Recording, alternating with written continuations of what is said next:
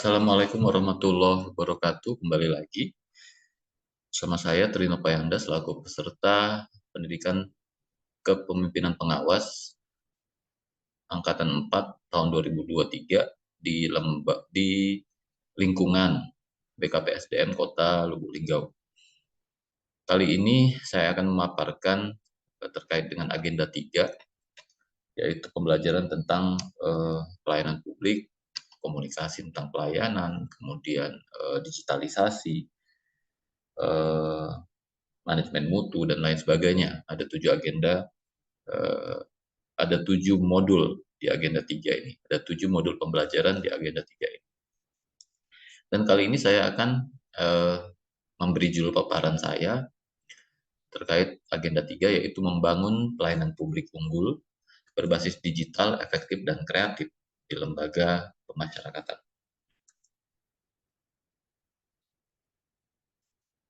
Ya, seperti yang kita ketahui bersama bahwa lembaga pemasyarakatan atau yang disingkat Lapas ini memiliki peran penting dalam sistem peradilan pidana atau criminal justice system, dan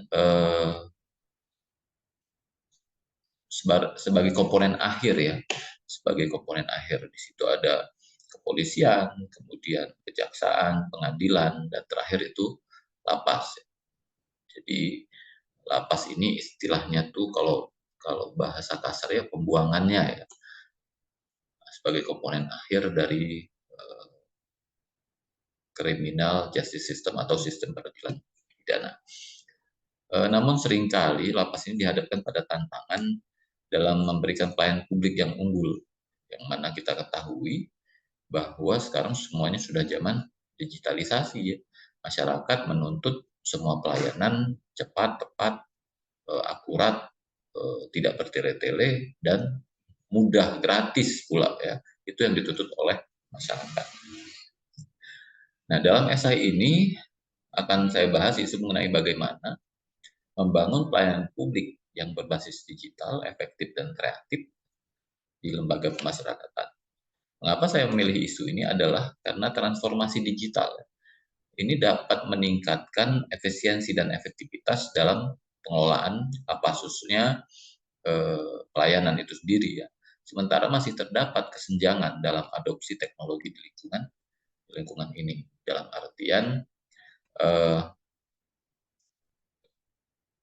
mungkin di dalam criminal justice system lapas ini adalah saya katakan tadi komponen akhirnya ya. Nah, jangan sampai lapas ini tertinggal dengan komponen-komponen sebelumnya, yaitu kepolisian, kejaksaan, pengadilan, dan lapas itu sendiri. Makanya jangan sampai ada kesenjangan, harus juga ikut beradaptasi atau bersama-sama ya, bergerak berproses dengan komponen lainnya. Baik, kita lanjutkan. Menulis masalah dan akar permasalahan. Lapas ini seringkali dihadapkan pada masalah klasik ya, sepertinya. Ini masalah klasik, yaitu overcrowding, ya, kelebihan kapasitas. Berapapun lapas ditambah, berapapun lapas itu ditambah bangunannya, ditambah petugasnya, tetapi selalu istilahnya kelebihan kapasitas terus, banyak terus. Dan kemudian sehingga dengan efek daripada kelebihan kapasitas ini dan kekurangannya petugas, akhirnya program reintegrasi atau rehabilitasi terhadap narapidana ini agar dapat diterima oleh masyarakat jadi terhambat ya. Bayangkan bagaimana di dalam lapas 100 orang napi misalnya berbanding dengan satu orang petugas. Bagaimana petugas akan memberikan pembimbingan kepada napi tersebut di dalam lapas ketika 100 orang dibimbing oleh 1 orang misalnya ya. Kalau di kelas kita sekolah ya paling-paling 1 orang guru kan 40, itu saja tidak bisa menghasilkan, jarang menghasilkan murid yang berkualitas. Bagaimana juga dengan narapidana WBP itu sendiri. Padahal kan diharapkan narapidana ini keluar menjadi orang yang bermanfaat ya bagi lingkungan, tidak lagi mengulangi perbuatannya, benar-benar apa tadi namanya eh, rehabilitasi ya, melaksanakan rehabilitasi dengan baik. Karena itulah saya katakan tadi bahwa hal ini dapat mengakibatkan sulitnya pengawasan ya, dan perawatan itu sendiri juga termasuk perawatan kesehatan, pemberian makan yang memadai, serta berpotensi untuk merugikan masyarakat secara keseluruhan ketika napi tersebut kembali ke masyarakat tanpa persiapan yang memadai. Ini kaitannya dengan overcrowding tadi. Kemudian di sisi lain terdapat potensi dalam hal transformasi digital ya, yang belum sepenuhnya dimanfaatkan. Teknologi-teknologi dapat sebenarnya ada teknologi yang dapat membantu mengatasi masalah tersebut dengan memberikan solusi yang efektif dan kreatif. Ini yang menjadi analisis masalah dan akar permasalahan. Ada juga keterbatasan anggaran ya termasuk juga ini adalah akarnya. Kurangnya pelatihan sumber daya manusia dalam penerapan teknologi. Kemudian resistensi terhadap perubahan ya, dari beberapa pihak di dalam sistem peradilan pidana dan pemasyarakatan. Kemudian kesenjangan antara kebutuhan akan transformasi digital dan kenyataan pelaksanaan di lapangan menjadi hambatan utama dalam membangun pelayanan publik yang unggul di lapas. Jadi kompleks ya, permasalahan di dalam lapas itu sangat kompleks. Kekurangan petugas, kemudian ya overcrowding tadi, kekurangan anggaran, kualitas petugas, belum lagi masalah narkotika, ya, masalah narkoba, masalah korupsi, kompleks sebenarnya. Oke, kita lanjut saja. Nah, bagaimana peran kepemimpinan untuk mengendalikan atau berhubungan dengan digitalisasi ini ya, pelayanan publik yang efektif, kreatif, berbasis digital ini. Jadi kepemimpinan seorang pemimpin ini memegang peran penting ya, memegang peran penting dalam mengatasi permasalahan dan mendorong perubahan yang diperlukan. Jadi pertama seorang pemimpin harus memiliki visi yang jelas ya. Visinya harus jelas mengenai transformasi digital dan manfaatnya dalam meningkatkan pelayanan publik dan rehabilitasi narapidana. Pemimpin juga harus mampu memberikan arah yang jelas pada staf dan membantu mereka memahami urgensi perubahan. Ya, sebagai contoh ya, di lapas itu sangat perlu untuk adanya digitalisasi atau pelayanan yang berbasis teknologi ya. Memang di lapas ya tidak boleh ada handphone. Bagaimana cara mereka dapat berhubungan dengan keluarganya, menghubungi keluarganya tanpa adanya handphone. Harusnya lapas difasilitasi, berarti kan harusnya lapas itu difasilitasi dengan layanan handphone atau layanan video call misalnya, seperti itu.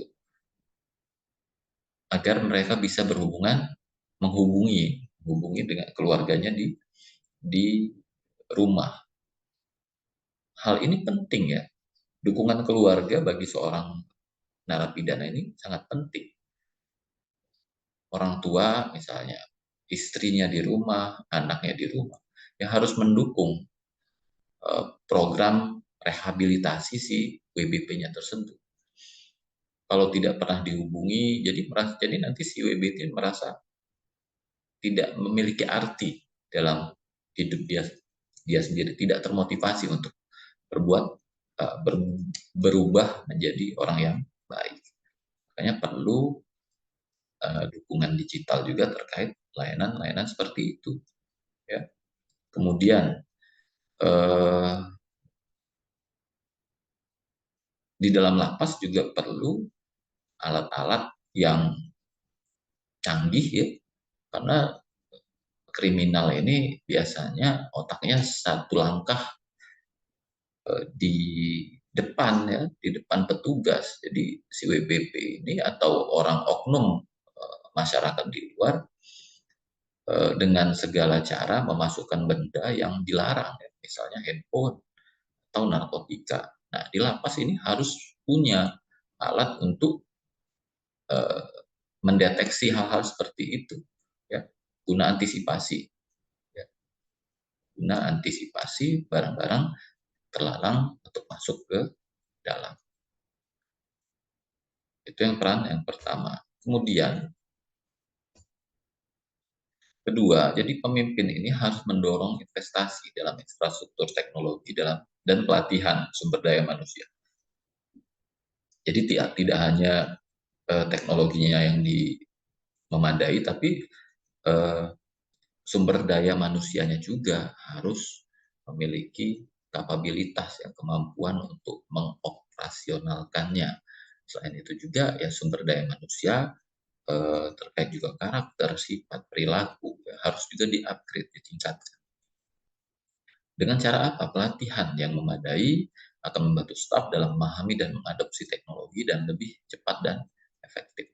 Jadi seorang pemimpin harus mengkomunikasikan ya, harus mengkomunikasikan manfaat teknologi kepada staf dan mengurangi resistensi terhadap perubahan. Jadi mungkin untuk staf-staf yang ketinggalan, yang sudah senior ya, maaf ngomong, yang sudah senior, yang sudah apa, belum melek teknologi, ya harusnya dilatih bagaimana caranya mereka harus harus tahu, ya. Jangan resisten terhadap perubahan. Seringkali ketika sudah senior, sudah mau pensiun ya, misalnya, sudahlah saya pusing mau belajar. Nah, itu harus pemimpin harus bisa memberikan motivasi ya, harus memberikan motivasi kepada SDM yang seperti itu ya, agar berkurang resistensi terhadap perubahan tadi. Itu langkah yang kedua. Yang terakhir, yang ketiga, bahwa pemimpin juga harus bisa memberikan mengkolaborasikan dengan pihak eksternal seperti lembaga pendidikan, lembaga nirlaba ya, dan perusahaan teknologi juga penting ya, karena itu tadi kekurangan anggaran ya, masalah yang namanya kekurangan anggaran untuk memenuhi teknologi tadi, kekurangan anggaran. Makanya perlunya kolaborasi ya dengan perusahaan-perusahaan, mungkin lewat CSR bisa ya, atau mungkin proposal, bantuan dan lain sebagainya. Juga membangun kemitraan ya strategis untuk mendapatkan dukungan dalam hal teknologi, pelatihan dan sumber daya tambahan. Itulah tadi, selain dengan lembaga pendidikan, lembaga nirlaba, mungkin juga dengan pemerintah daerah ya. Pemerintah daerah juga minta dukungan seperti itu. Terakhir dapat disimpulkan bahwa membangun pelayanan publik yang unggul berbasis digital, efektif, dan kreatif di lapas ini merupakan langkah penting ya, dalam meningkatkan pengelolaan narapidana dan sistem pemasyarakatan secara keseluruhan. Dengan adanya adopsi teknologi yang tepat dan peran pemimpin yang kuat, dapat diatasi tantangan yang ada. Transformasi digital jadi bukan hanya akan memberikan manfaat dalam hal efisiensi, tapi juga membantu mempersiapkan narapidana itu sendiri untuk reintegrasi yang sukses ke masyarakat, ya, reintegrasi sosial. Oleh karena itu, pemimpin yang proaktif dan strategis akan memainkan peran kunci dalam mencapai tujuan ini ya. Jadi si napinya jangan menjadi residivis. Ketika dia keluar, kembali lagi ke lingkungannya, ya nanti berbuat eh, hal yang sesat lagi, balik lagi ke lapas. Seperti itu seringkali terjadi. Nah, itu juga jadi harus menjadi visi ya, visi ke depan seorang pemimpin. Demikian ya, saya kira pembahasan di agenda ketiga ini. Terima kasih atas segala perhatiannya. Mohon maaf apabila ada hal yang kurang lengkap ini sebagai masukan bagi saya, silahkan di komen. Apabila ada hal yang kurang baik menurut penonton sekalian. Saya ucapkan terima kasih, mohon maaf. terus dukung dengan like dan komen di channel YouTube saya. Terima kasih lagi. Saya tutup, wabillahi taufiq wal hidayah. Wassalamualaikum warahmatullahi